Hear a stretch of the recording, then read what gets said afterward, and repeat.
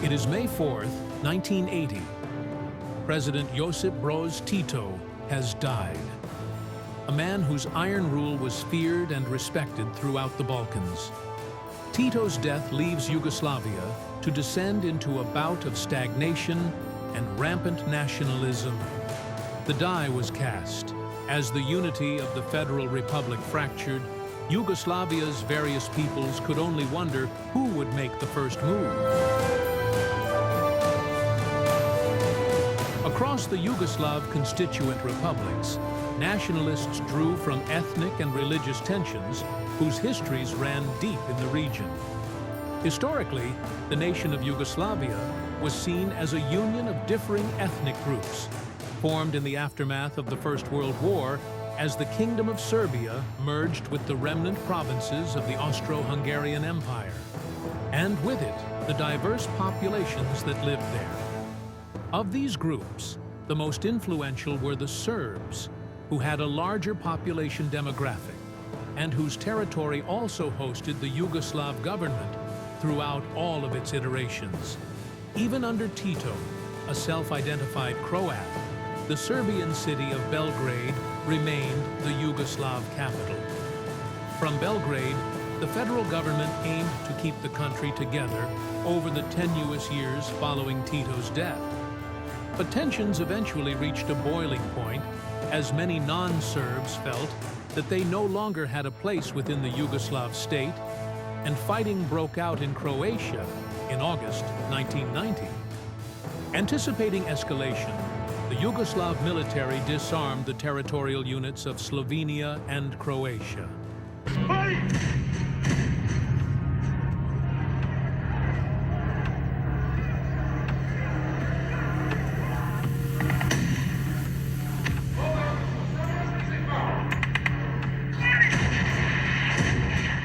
The Serb minority living in Croatia opposed the Croat push for independence.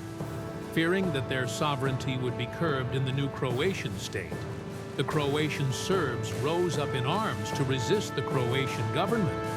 Escalation to this conflict occurred in May 1991, as Croatian Serb paramilitaries clashed with Croatian police in the village of Borovo Selo.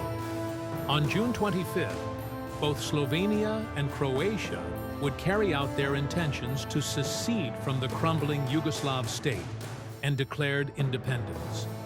In response, the Yugoslav army was dispatched to put the uprisings down. The first of the Yugoslav wars had begun. Just 2 days after Slovenia's independence, the federal army was ordered to secure their border crossings. But Slovenian police, alongside Slovenian territorial defense, blockaded barracks and roads, leading to a series of standoffs and limited skirmishes that would be known as the 10-Day War. After several dozen casualties, the conflict ended through negotiation on the 7th of July, 1991, when Slovenia and Croatia agreed to a 3-month moratorium on secession. the Federal Army withdrew on October 26th, granting Slovenia full independence. Macedonia also declared independence and would be the only Yugoslav republic to secede peacefully.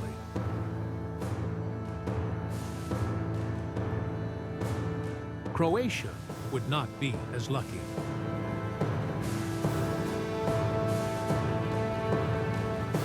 Over the summer of 1991, much of the conflict between Croatian Serb militias and the Croatian government had escalated into all-out war. For Croatia, the disarmament of their territorial units was aggravated by an arms embargo over Yugoslavia, imposed by the United Nations. This severe weapons shortage crippled the Croat response to insurrections by Serb minorities, and new fronts began to form around these breakaway Croatian Serb states.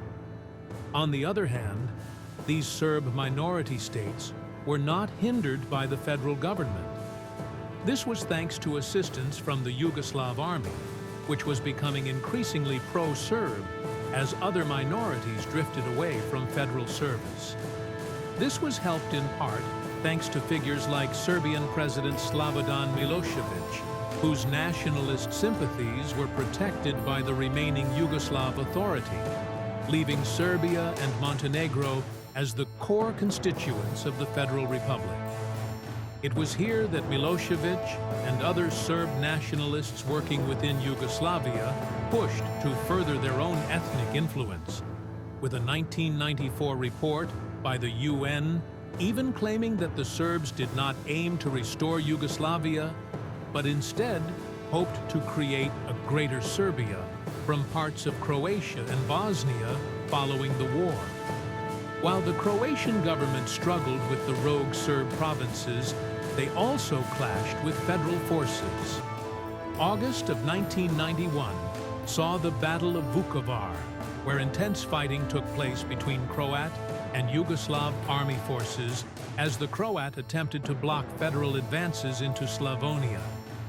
Meanwhile, the city of Dubrovnik would come under siege in October, becoming a highlight for the international press, who focused on the damage to Dubrovnik's architectural heritage over the destruction of Vukovar, left devastated by the end of October as a result of land shelling and air bombardment. Other cities like Karlovac and Osijek would also sustain extensive damage during Yugoslav offensives. Control over central Croatia was seized by Croatian Serb rebels, who were assisted by Yugoslav forces from Bosnia and Herzegovina, led by Ratko Mladic. These gains led to the Vance Plan in January 1992, which placed the new Croatian Serb territories under UN control, and brought an end to major military operations until 1995. By March of 1992, the fervor of secession had spread to Bosnia and Herzegovina, who declared independence following their own referendum.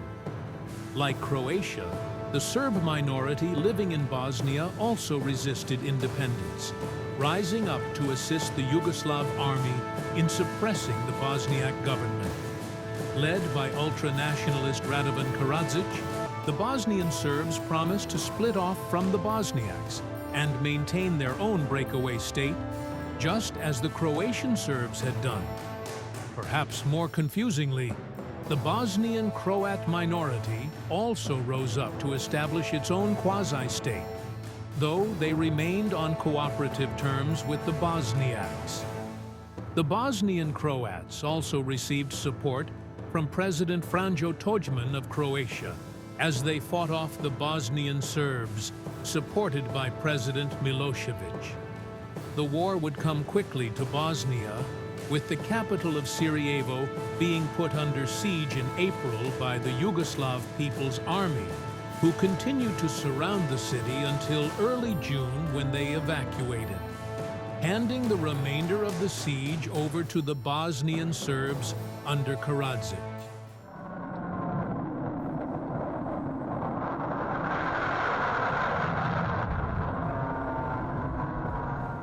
Later that year, federal forces would retreat from Bosnia but left their weapons to the Bosnian Serbs, who pressed their assaults on many cities throughout the rest of Bosnia.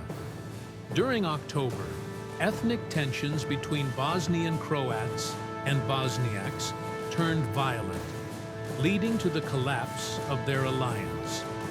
Soon after, both factions were facing each other in open conflict, leading Bosnia into a three-way war by early 1993. Attempting to regain control over Croatian territory, the Bosnians would launch Operation Neretva in September of that year, advancing along a 200-kilometer-long front from Gornji Vakov to the south of Mostar. The offensive yielded little success and eventually settled in a stalemate. The Croat-Bosniak War would be fully resolved in March 1994, when the two sides brokered a new peace and turned their focus back to combating Bosnian Serbs. During this chaos, the city of Sarajevo had remained under siege by Bosnian Serbs for almost 2 years. The city suffered two especially devastating shellings on February 5, 1994, both targeting the Markale marketplace in the historic core of Sarajevo, which led to the deaths of 68 people. A day after the first massacre, UN Secretary-General Boutros Ghali formally requested NATO to confirm that airstrikes would be carried out against the besiegers. International pressure had forced Yugoslavia to suspend all financial and military support for the Bosnian Serbs, though this did little to quell their own offensives. Overall, the siege of Sarajevo would last for a total of almost 4 years, making it one of the longest sieges in modern warfare, 3 times longer than the Battle of Stalingrad, and a year longer than the Siege of Leningrad.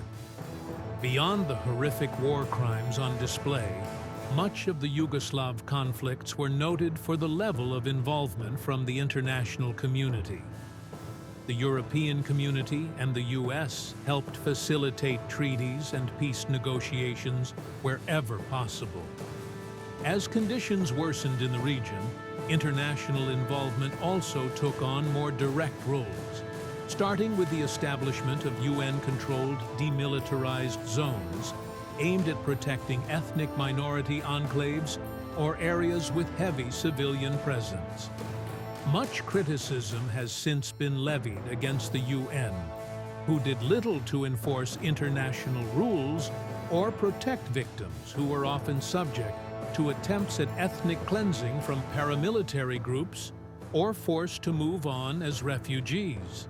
As the war continued, the North Atlantic Treaty Organization would become involved in the war, helping the UN enforce no-fly zones over critical areas like Bosnia and later Kosovo. During the Banja Luka incident, NATO fighters shot down 4 Bosnian Serb fighters for violating a no-fly zone, making it the first combat operation in NATO history. Escalations between international forces and paramilitary groups also occurred. Like in April 1994, when U.S. airstrikes against the Bosnian Serb command near Gorazde resulted in the retaliatory capture of over 150 UN personnel. As many as 400 NATO aircraft participated in the air campaign, with a total of over 3,500 sorties flown and over 1,020 bombs dropped on Bosnian Serb targets located across 48 complexes. NATO aircraft struck 97% of their targets and seriously damaged more than 80% of them, a factor that forced the Bosnian Serbs to lift the siege of Sarajevo once and for all. The war in Croatia would end in 1995, following Operation Flash and Operation Storm, with Croatia reclaiming all of its territory back from the Croatian Serbs, except the east portion of Slavonia that bordered Serbia. Most of the Serb population in the reclaimed areas fled and became refugees, while the areas of Sector East, unaffected by the Croatian military operations, came under UN administration and were reintegrated into Croatia in 1998 under the terms of the Erdut Agreement. In Bosnia, combined Bosniak-Croat ground advances and NATO airstrikes forced the Bosnian Serbs to lift there and eventually come to the negotiating table. The war ended with the signing of the Dayton Agreement on the 14th of December, 1995, with the formation of the Republika Srpska as an entity within Bosnia and Herzegovina. Yugoslavia would also recognize Croatia's independence, along with Bosnia and Herzegovina's, in 1996.